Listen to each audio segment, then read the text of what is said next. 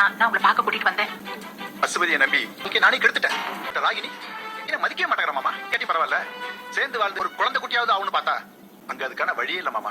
இப்படி வாங்க தானே கல்யாணம் பண்ண அவளையே இனிமே நீ எனக்கு தேவையில்லைங்கிற மாதிரியே பேசலாம் மாமா.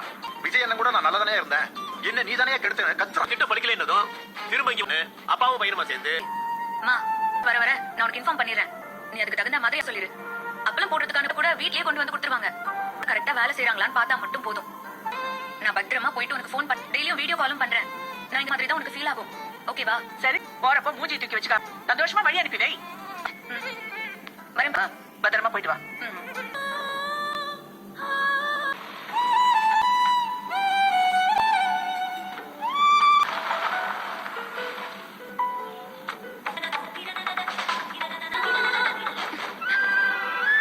அதான் விட்டுட்டு போறதுன்னு முடிவு பண்ணிட்டல, அப்புறம் எதுக்கு நிக்கிற? நல்லா முடியும்னா என்ன விட்டு போ. சரி, டாடா. குட் பை சொல்லுமா.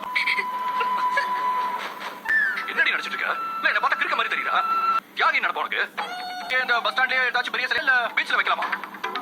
மெண்டல் மெண்டல் வந்து கார்ல ஏறுவா. என்ன இன்னொருத்திக்கு விட்டு கொடுக்க ஒரு முடிவு பண்ணிப்பீங்க, அதை நாங்க ஏத்துக்கணும்னு நினைப்பா. என்ன இங்க செட்டில் பண்ணி வச்சுட்டு புது லைஃப் தேடி போற ஐடியால இருக்கீங்களோ? சரிங்க.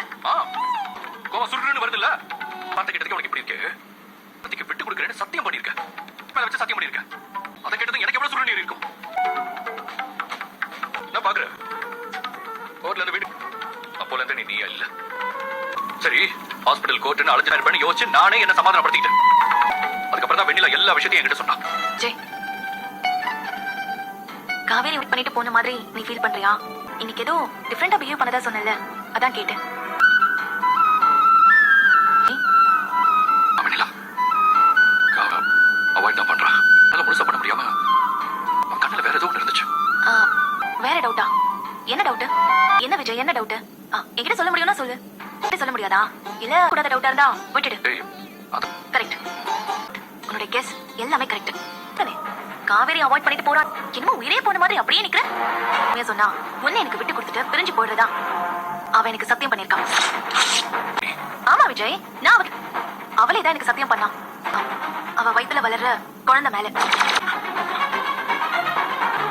என்ன நீ குழந்தை மேலயா? நீ இவ்வளவு டென்ஷன் ஆகுற? ஒரு நிமிஷம் நான் சொல்றத கேளு. அவளை எப்படி முடிவு பண்ணலாம்? ஏன் எனக்கு ஒரு ஃபீலிங்ஸ் இல்லையா? இப்படி இருக்கிறவங்களே நான் பிரிச்சு வேணாப்பா. நானே நினைச்சாலும் அது நடக்குமா? எப்போ நீ விஜயோட குழந்தைய தெரிஞ்சிச்சோ அந்த செகண்டே உங்களை சேர்த்து வைக்கணும்னு நான் முடிவு பண்ணிட்டேன் காவேரி. உன்னோட விஜய் இனிமே எந்த சூழ்நிலையிலையும் நான் உங்களோட லைஃப்ல குறுக்க வரவே மாட்டேன்.